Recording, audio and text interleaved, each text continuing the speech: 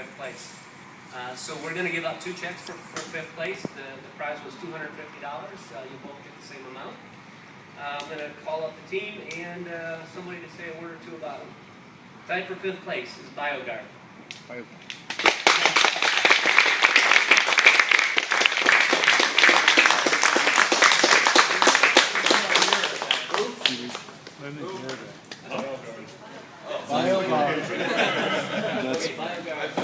I haven't fallen. Thank you. And Neil, if you could say a word or two. And I'm also going to call up the other person who tied for 5th place is Thermal Compare. Come here.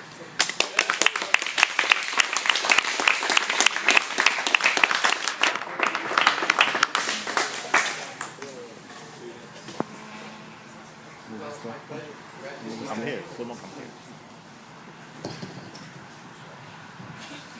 It's my pleasure to get to go first and to present this award to the BioGuard team who tied for 5th place. First, congratulations, guys.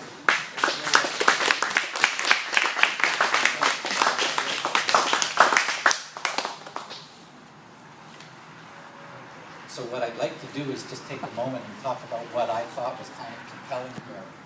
First of all, it's obvious how much work you put into this into the weekend, and everybody had a chance that was here to see that. What I thought I would talk about is what I saw that was the spark of the innovation. And today, we have this question in our world, which is, are we, as we interact in society, cities, mass transit, whatever, are we vulnerable or susceptible to contagious diseases like viruses and such?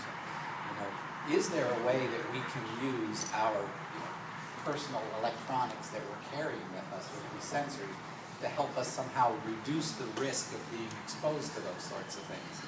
And I'm purposely just calling it a question, not a problem. I don't know how pervasive the problem is, right? But there would be some thoughts to solve this, right? Could I get on a bus and walk down the bus and put a thermometer in everybody's ear as I went down the bus? It just wouldn't be acceptable. And I really don't think it would be acceptable to shine a camera in everybody's face, as I went down on the bus and tried to choose my seat, right? But if you can integrate some things and say, well, I'll just do some motion detection, right? And I'll identify the faces, and I'll compare those faces against an average set of temperatures. And if the face is a little bit too hot, right, I'll give myself a signal, right? You don't have to have an alarm go off or loud or anything. Your camera system could just vibrate, and it would basically be a cue that said to you, just keep going, choose another seat, right? And it would be a personal decision. We face it every day. Our electronics can help us.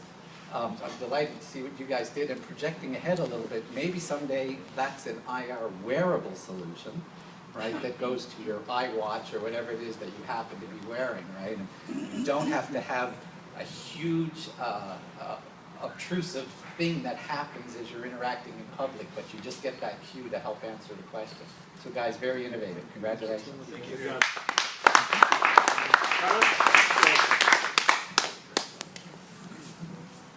All right, so we wanted to pick a tie here because this other app, Thermal Compare, I think is very innovative in the fact that it's talking about kind of like a data aggregate app where it really taps into big data, bringing thermal imagery to the masses, and then letting the masses aggregate that data so we can make more conclusions based on that data. So they have the metadata, which is the GPS, the temperature, and one of the big components is the virality potential there.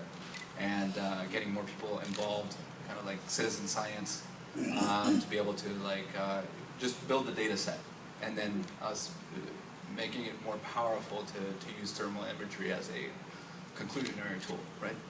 All right, so congratulations, you guys.